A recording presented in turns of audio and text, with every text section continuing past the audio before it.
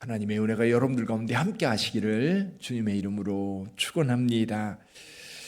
우리 선지자가 꿈꿨던 나라, 하나님의 말씀을 받아서 백성들에게 선포하였던 선지자들, 그들이 꿈꾸는 하나님의 나라가 있어요.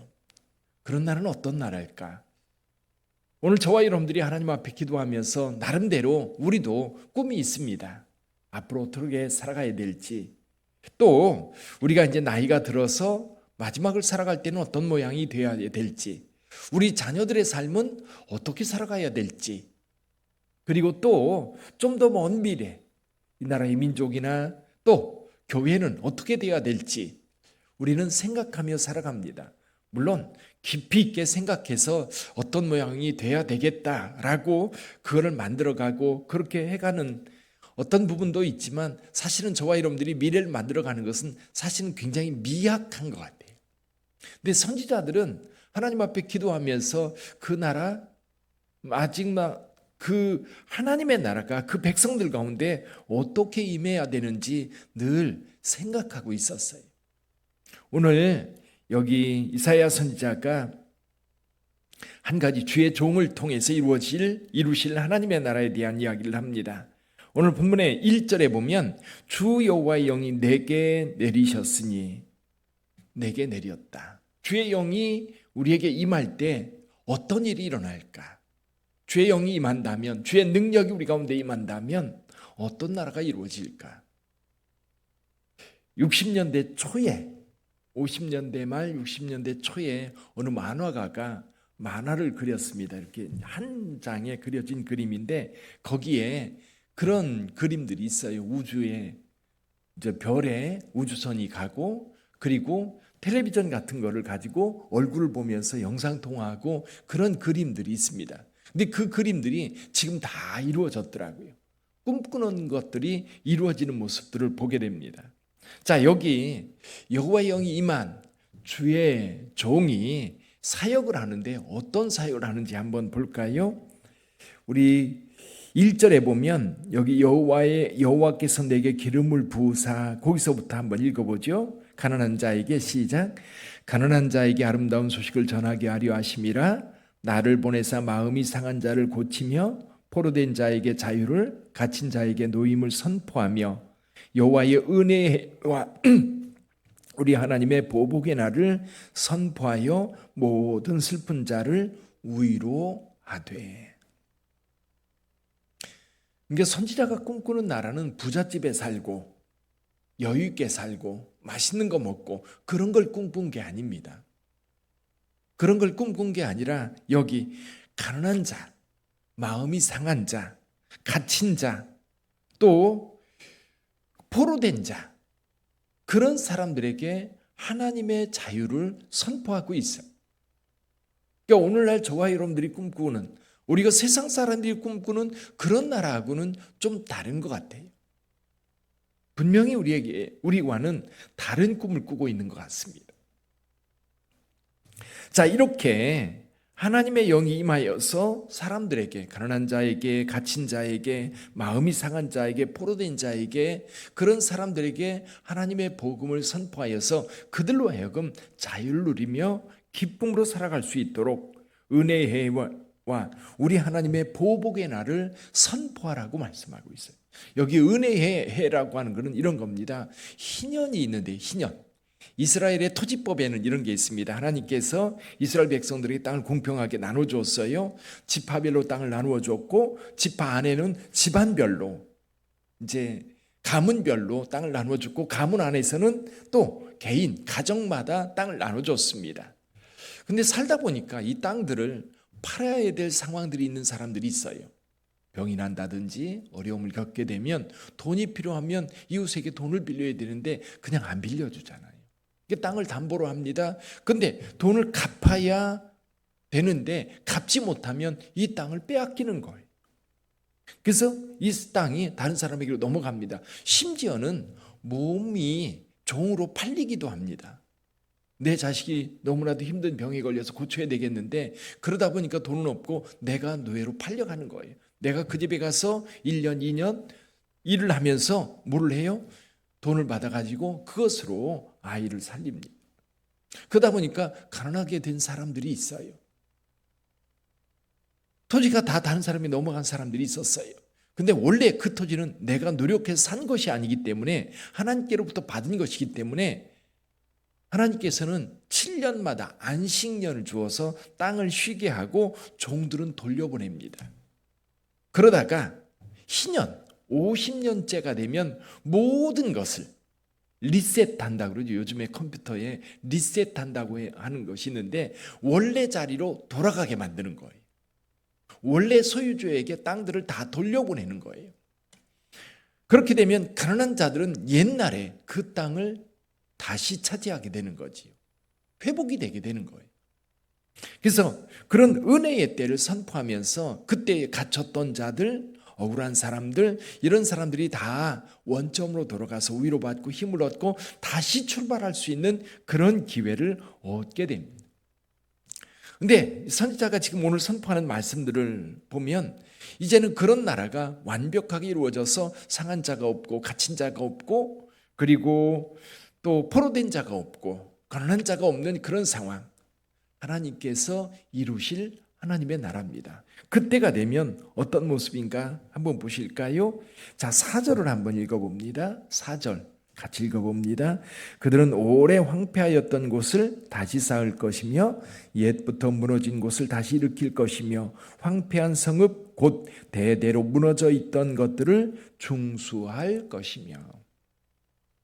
무너져 있어서 그들을 보호할 수도 없는 이 성, 성경에 보면 느헤미야 시대 때 이 성벽이 보수가 되지요. 아마 그 보수가 되지 않은 그런 상황에서 선지자는 이 말씀을 하시는 것 같아요. 그럼 그때 어떤 일이 벌어져요? 5절 한번 봅니다. 5절 같이 읽어봅니다. 외인은 서서 너희 양떼를 칠 것이요 이방 사람은 너희 농부와 포도원 지기가 될 것이나. 이방 사람들이, 외인들이 그들의 그 근로를, 그들의 수고를 대신할 거라는 거예요. 그러면서 6절에서 이런 중요한 말씀을 합니다. 같이 읽어봅니다. 오직 너희는 여호와의 제사장이라 일컬음을 받을 것이라 사람들이 너희를 우리 하나님의 봉사자라 할 것이며 너희가 이방 나라들의 재물을 먹으며 그들의 영광을 얻어 자랑할 것이니라. 자, 삶이 완전히 역전되는 거예요. 지금 유다 백성들은 바사, 페르시아죠. 바사라고 하는 나라의 지배를 받고 있습니다. 이방 나라의 지배를 받고 있는 상황인데 오히려 이것이 뒤집어졌어. 이방 나라들이 오히려 이스라엘을 섬기게 될 거라는 겁니다. 근데 이 말씀이요, 예수님께서 이제 시험을 당하시고 가버나움에서 이 갈릴리 지역에 오셔서 사역을 시작하십니다. 사역을 시작하신 지 얼마 안 돼요. 고향을 방문합니다. 누가복음 4장에 보면 예수님께서 이제 이 나사렛 회당에 들어가서 하나님의 말씀을 전하시는데 바로 이 본문을 읽으세요. 여기 61장 1절과 2절 말씀을 읽으시면서 이렇게 말씀하십니다. 이 말씀이 너희에게 응하였느니라. 이 말씀이 성취되었다는 겁니다. 선지자가 꿈꾸었던 이 나라가 이스라엘 역사 속에 이루어지지 않았었어요. 포로된 자가 자유를 얻고 갇힌 자가 자유를 얻고 가난한 자가 여기 좋은 소식을 듣는 그런 사회가 한 번도 이루어지지 않았다는 거죠. 근데 예수께서 오셔서 이 말씀을 읽으면서 이 말씀이 드디어 이루어졌다는 거예요. 그래서 예수님께서 산상수훈 마태복음 5장에서 무엇을 말씀하십니까? 심령이 가난한 자는 복이 있나니.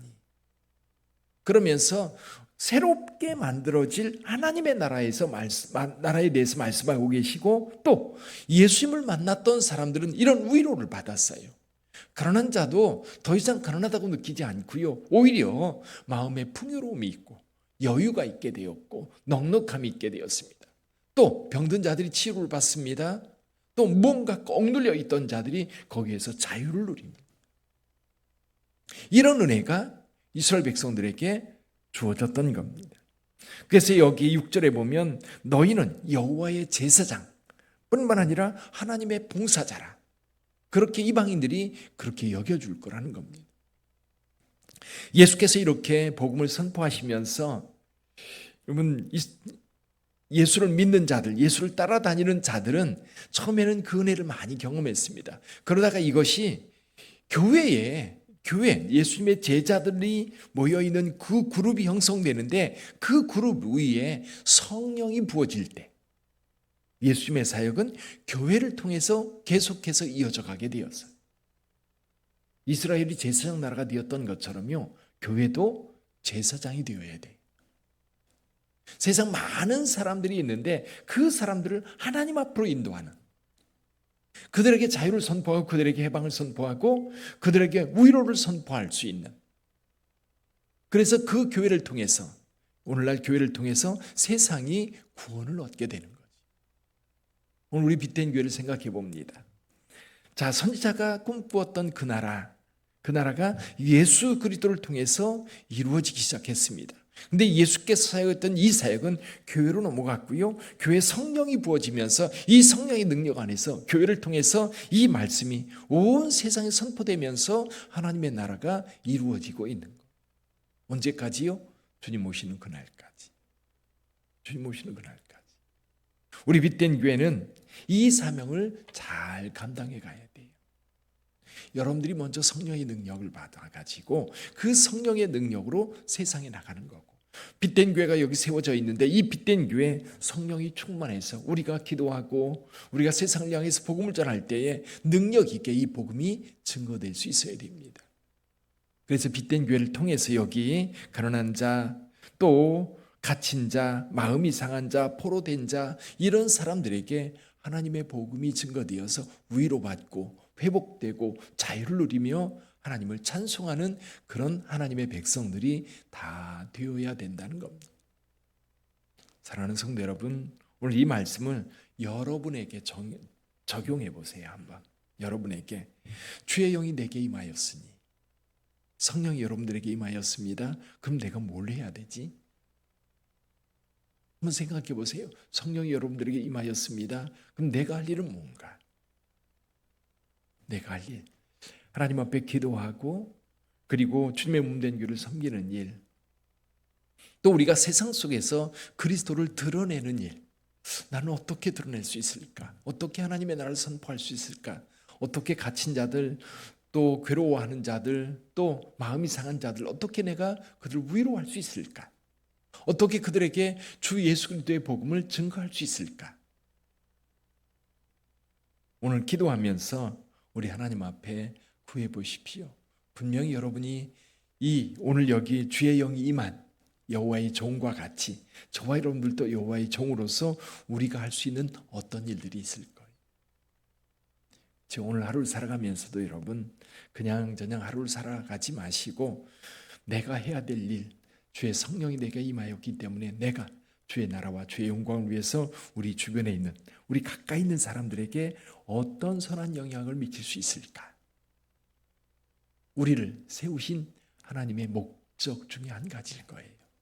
그래서 여러분이 있는 자리, 여러분의 가정이면 가정, 여러분이 일하는 일터면 일터, 아니면 여러분이 있는 그곳에 여러분들이 만나는 사람들에게 그리스도의 향기가 되어서 그들 가운데 여기 갇힌 자들이 있다면, 그들 가운데 마음이 상한 자가 있다면, 그들 가운데 심령이 가난한 자가 있다면 예수 그리스도를 통해서 위로를 주고 회복시켜주고 또 주님 안에서 그들이 평화를 누릴 수 있도록 우리가 그 중재자 역할, 제사장의 역할을 잘 감당하는 저와 여러분들이 되기를 주님의 이름으로 축원합니다. 기도하겠습니다.